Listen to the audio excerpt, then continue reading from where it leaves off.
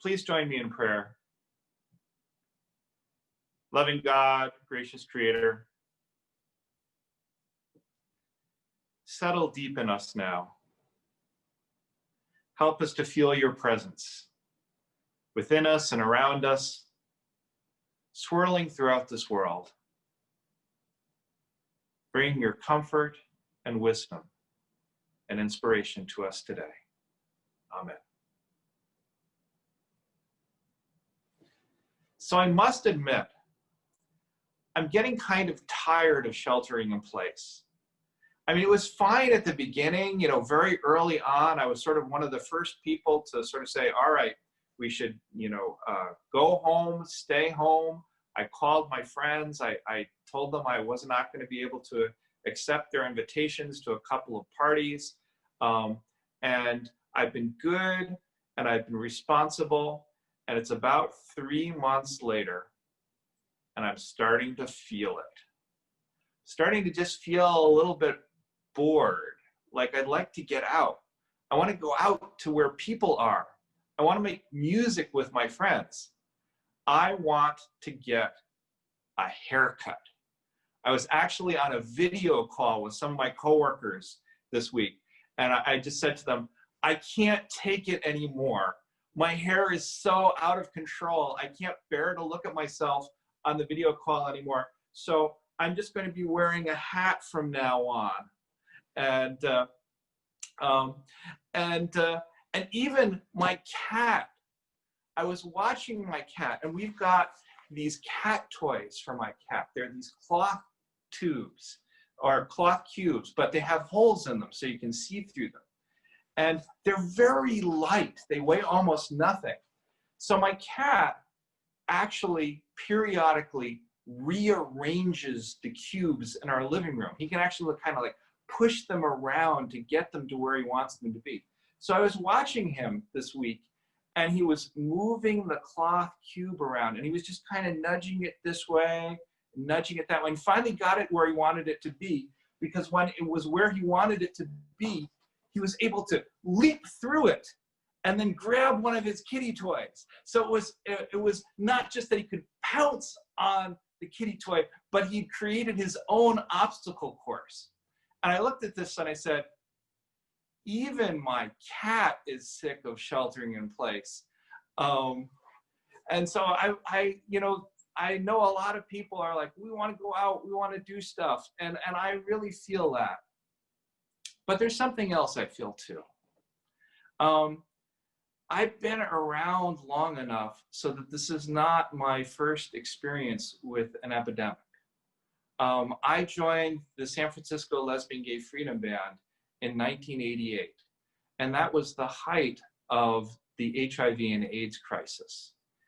And being in the band, we were playing memorial services for one of our members every 2 or 3 months. And when it started, they weren't really people I knew, because I just joined the band, and often people who passed away had stopped coming to the band for a while before they died. But after a few years, it started to be the case that when I was going to those memorial services, those were people I knew. And I remember in particular, I went to visit my family one Christmas, and when I came home, I called a friend to check in, and my friend said, oh, I just came back from Mark Nathan's memorial service. And I said, Mark died? And my friend said, oh, you didn't hear about Mark? Well, then you probably don't know about Phil or Arthur or Celso either. Just gone a week, and I come back and 4 people I knew and performed with are gone. And that was really hard. And so there's part of me that remembers how much fun it was to go out and to be with other people and to have a great time. But there's part of me that remembers an earlier time when people were dying in enormous numbers, and they were people I knew. And I don't want to go back to the way things were before. I want to go forward to something different. And so it's hard sheltering in place, but those experiences I have, they make me think that this is worth it. It's worth it to keep people safe.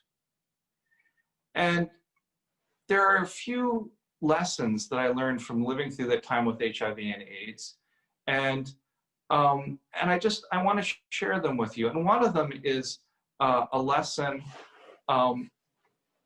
about sort of blame. And sometimes people say, hey, if you're a good person and you do the right things, then you won't be affected. And I don't think we can make those kinds of promises, and I don't think those kinds of promises are helpful. Because I know that there are nurses and doctors and healthcare workers who are doing all of the right things, but their job calls them to be in an environment where they put themselves at risk. And I know that there are people in essential services, people who provide groceries, people who make food, people who keep our lights on, who keep our infrastructure working, and their jobs require themselves to put themselves at risk. They are doing all of the right things, and they might be infected. But I also know that if I make good choices, I can reduce the risk for them. If I stay home, if I shelter in place, if I don't take unnecessary risks, if I don't take unnecessary trips, then I can help to protect all those people who are making those good choices. So being infected with the disease is not a sign of moral failing, but helping protect people and helping make the choices that will keep other people safe is a sign of moral virtue. And I want to call us to that. The second thing I want to say from my experiences with HIV and AIDS is I wanted to remember the year 1995. And 1995, you know, in most historical timelines is probably not that notable for anything. But in 1995, it was the point when the treatments for HIV and AIDS got enough better that my friends stopped dying. Now, I don't want to say that everything is perfect. There still isn't a cure. There still isn't a vaccine against HIV. And it's still a nasty chronic illness that you know, people should not get if they can possibly avoid it. But at the same time, it was like someone just flipped a switch. And all of a sudden, I wasn't going to memorial services all of the time. All of a sudden, AIDS transformed from something that was deadly and killing people to something that was manageable, that we could deal with, that people could live with, and that many of my friends still are living with 25 years later. And so with us, the challenge for us is to get to that 1995 point. And I don't know when it will be or what our time frame is, but we're going to reach a point when COVID-19 is not so deadly, that we know how to treat it, that we know how to take care of it. Maybe that we have a vaccine that can completely prevent it, or a cure that can completely eradicate it. And we don't know when that's coming. We don't know when that's going to be here, but we want to hold on. Every month that we wait, every moment that we delay gives the scientists more time. And that's important. And you might say, well, the beginning of the AIDS epidemic, that was 1981. From 1981 to 1995 is 14 years. And that's 14 years is a very long time to wait. And it is a long time to wait. But it's also remarkable in the last 40 years how much science has advanced. From the start of the AIDS epidemic in 1981, it was 3 years till 1984 before they actually figured out that there was a virus that was causing it and were able to identify the virus and isolate it in a lab. It took 3 years for them to do that. Now, COVID-19 started in China in last December. And by February, they had completely genetically sequenced it. So they knew the complete sequence of its genome. Now, knowing the complete sequence of anything's genome didn't happen anywhere in the world until 1995.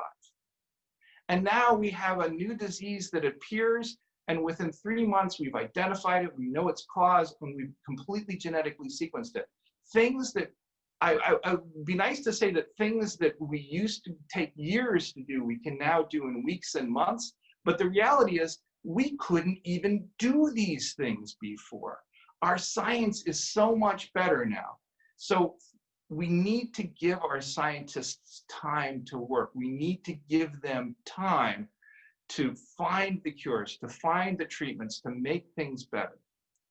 And the third thing I want to say that comes from my experience with HIV and AIDS is I've talked about the fact that this disease was first discovered in China, and China was the first place to notice it, to take it seriously, to have people in shelter in place. And so some people are saying this is a Chinese disease. It's a Chinese virus. But here's what I want to say, having lived through the worst years of the HIV and AIDS epidemic. The people who tried to say that HIV or AIDS was a gay disease or was a Haitian disease, those people, they always came across as mean-spirited and cruel. They came across as people who wanted to avoid taking responsibility for themselves, or as people who were in denial that this virus might ever affect them. COVID-19 is not a Chinese disease. It is not an American disease. It is a disease that affects human people. It's a disease that humans get. And we need all of us in the world to work together. Chinese, American, European, everyone in the world. We need all of our scientists to work together. We need to be supporting one another. We need to be respecting one another. And we need to not be trying to cast blame on any particular group of people, because we are all affected by this and we are all in this together. So it's a sermon, so I should probably talk about Jesus some. And the reading that we have this week is the standard lectionary reading, and it felt very odd to me when I first read it, because here we're at the tippy tail end of Easter, just getting into Pentecost. And this reading is, as Christian mentioned, this reading is actually part of the Holy Week narrative. It's leading us up to Good Friday. Jesus is saying his goodbyes. And what struck me about this reading when I first read it was first its odd placement here in the liturgical calendar. But then what also struck me was that in this reading, Jesus doesn't seem to know what's going to happen next. Now for us, we've been going to church for a while. We've heard these stories. We've been through Lent and Easter and Pentecost, and we know how it's all going to turn out. But in this reading, there's this real sense that Jesus knows that things are going to change. He knows that things are going to be different, but he doesn't know what's going to happen next. And so in this reading, there are two interesting words that are used over and over again. One is giving. Jesus is giving up. Just as Jesus has asked his disciples to give up things to follow him, Jesus is now making clear that it's his turn to give things up. It's his turn to let things go. That things aren't going to be exactly the same as they were before, and he's going to have to turn some things over. He's going to have to turn some things over to God. He's going to have to turn some things over to his disciples, because while the future isn't clear, it is clear that he's going to have to give over some things to do what comes next. And the other word that's really interesting here in this passage is glorify. And glorify, the noun form is doxa. And you probably heard doxa before because every Sunday in church we sing the doxology. And this is where the word doxology comes from. It's our talking about glory, doxa logos. And the verb that's used here is doxazo. Now, what's really interesting is the doxazo provides a challenge for translators, because in typical ancient Greek, what this term means is it actually means, when you talk about doxazo, you're talking about thinking or imagining or expecting and maybe praising. Now, that's the typical ancient Greek usage. But in biblical usage, it has a particular meaning because it's used to translate the Hebrew word kavod. And kavod means glory and majesty, something that's awesome. And so it's not completely clear when Jesus says, Father, I want you to glorify me so that I may glorify you. It's not clear whether it's that sense of expectation and thinking and imagining, or whether it's that other sense of glorifying and glory and awesomeness, or maybe that it's both together. Maybe it's our thinking and imagining and expecting, which leads to the glory and magnificence and awe. An Episcopal priest friend of mine, Devin Rogers, wrote a post on Facebook this week. And he talked about when he was a senior in high school. And they were reading Beowulf. And in the story of Beowulf, one of the things that happens is there's a mead hall. And it's the best mead hall ever. And people go there and they feast and they drink and they fall asleep. And then the monster Grendel comes and kills them. And this happens for 12 years in a row. And my friend Devin was taking this class in high school, and he raised his hand and he said, you know, Mr. Little, I have a question. Why do people keep going to the mead hall if they know that after they've eaten and drunk and gone to sleep that Grendel's going to kill them? Why don't they do something else? Why don't they make a different choice? Why don't they not go to that mead hall or go to a different mead hall? And his teacher said, well, I think it has to do with fate. Those people thought it was their fate to be killed by Grendel, and therefore they just felt they couldn't do anything different. And maybe that's where that idea of imagining or thinking or expectation becomes so important, because we could imagine a different world. We could expect a different world. We could think about a different world. I will say, I haven't been loving sheltering in place this past week, but I'll also admit it's changed my life in some really interesting and positive ways. I'd always wanted to do a music mashup video, but I never sort of managed to find the time to actually do it. And now I've done 5, and I'm working on a 6th. That wouldn't have happened without all these changes. My family, I love my family. And one of the things I love each year is Christmas time, because each year at Christmas time, I know that I will see my parents and my siblings and my nieces and nephews. And it's, in fact, it's the only time all year that I'll see them. But now with sheltering in place, things have changed. We're all doing a video call together every week. And every week I get to see my parents and my siblings and all my nieces and nephews. That used to be something that would happen only once a year. But now it's happening every week. And if you've been on Facebook and you're one of my Facebook friends, you know that I'm very proud that I have an efficient vehicle. And actually, over the years, I've been tracking how much gasoline I've saved by using a hybrid instead of a conventional vehicle. And I'll also admit that in the back of my mind, has been this thought: yes, I'm only using about 60% of the gasoline that I'm using if I were using a conventional vehicle. But if I wasn't driving anywhere at all, I'd be saving 100%. Well, be careful what you wish for, because recently I've been saving 100%. The world is changing.